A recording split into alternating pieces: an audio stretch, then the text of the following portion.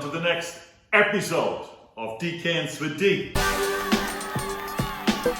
I am Dietmar Ostermann. I'm your host this afternoon, and I'm the regular guy from Long Island. Paso Robles Cabernet is on the agenda in this episode.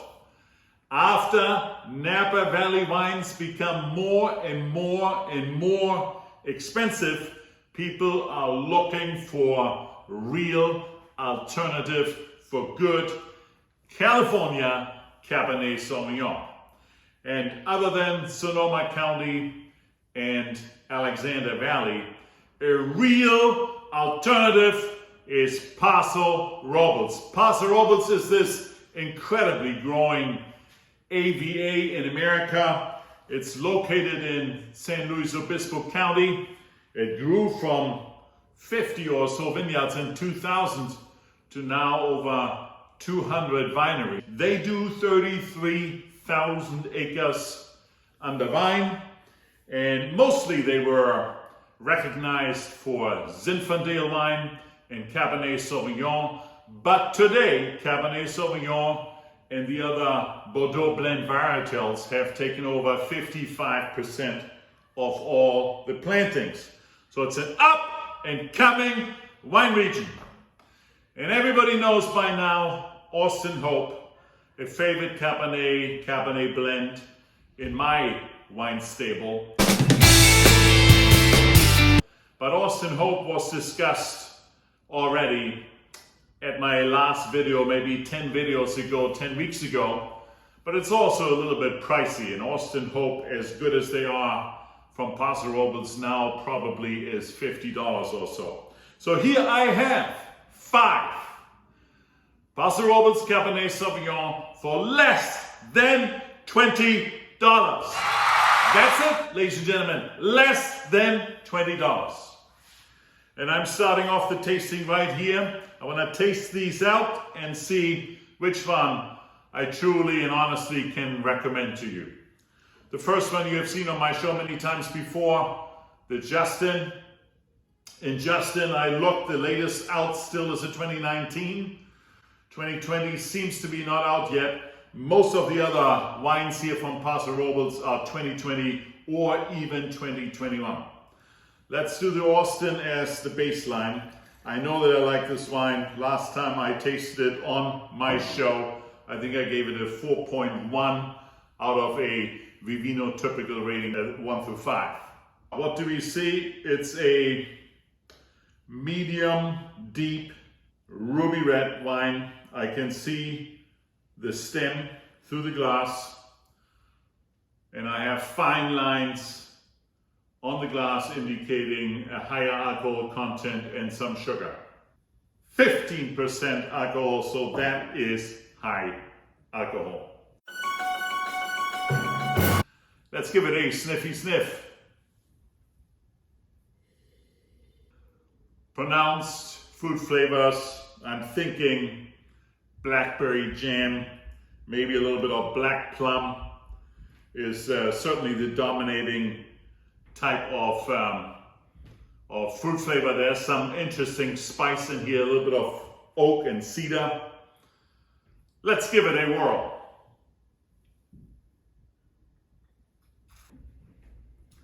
On the palate, this wine is even better. 2019, a clear winner. Blackberry, by far, blackberry jam, blackberry are the dominating fruit flavors on the palate. A little bit of plum comes out. Clearly there's some wood notes in here, oak, cedar, a little bit of vanilla. Beautiful finish. I'm inclined to give the 2019 a 4.3. And that, ladies and gentlemen, for $19.95. $19.95. That's really good. And the Justin was rated by Vivino, the 2019, a 4.1. I'm up on that. I give it a 4.3. Wine number 2 is probably wine most of you have not heard yet.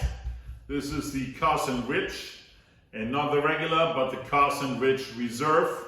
And here we are looking at the 2021 of the Reserve. So cannot have been aged too much in oak, but probably has been aged on oak. And this comes from the Estrella district within the AVA of Paso Robles, and the Estrella district is the most famous of those districts. The wine in the glass, color-wise, a tick lighter than the Justin. I give it a medium ruby, very, very beautiful, brilliant color. Light lines on the glass, and this wine here shows a 13.5% alcohol content, so significantly less alcohol than the Justin at 15. Let's give it a sniffy sniff. Blackberry in your face. A little bit of oaky old wood notes right away. A little bit of pepper, a little bit of spice, but blackberry clearly dominates the aromas. Let's give it a whirl.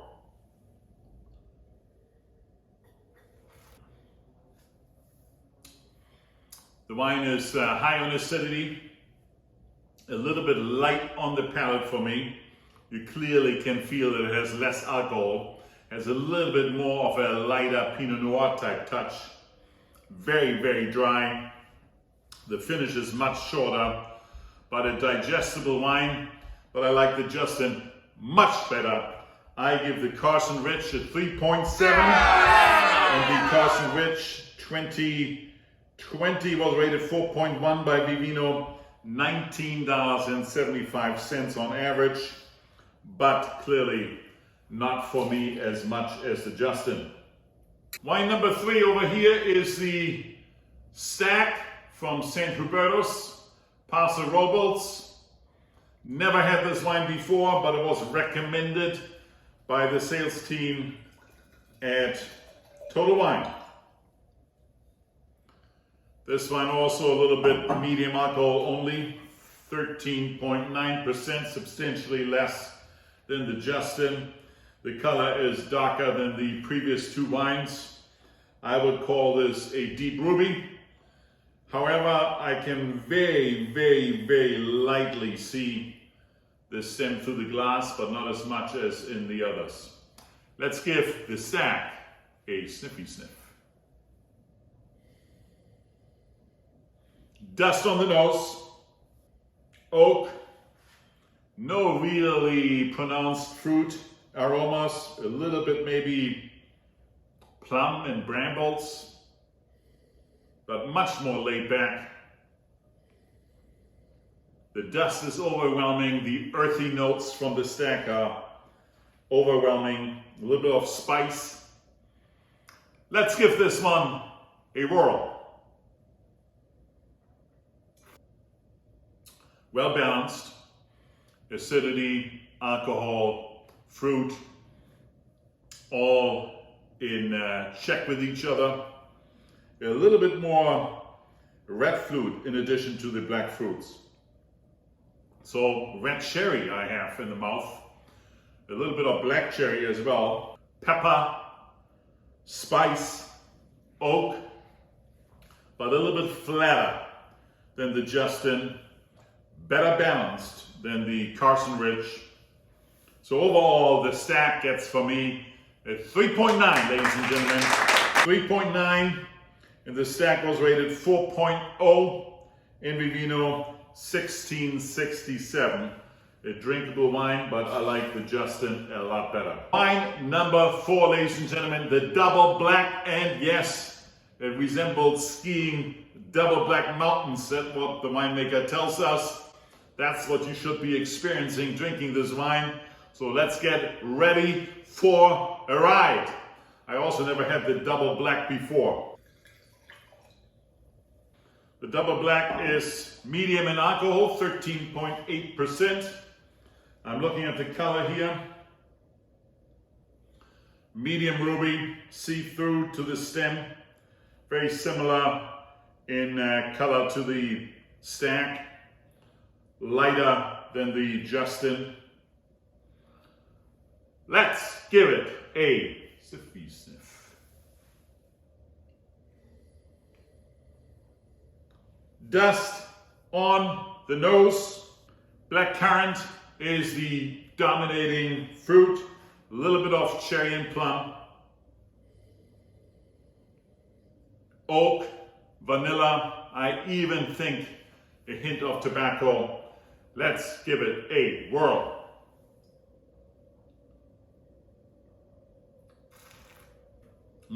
Strong dark cherry flavors on the palate. Very juicy, medium plus acidity. The tannins are lower, medium minus in tannins. Well balanced wines, full body wine. I like it quite a bit. For me, ladies and gentlemen, that double black is a 4.2.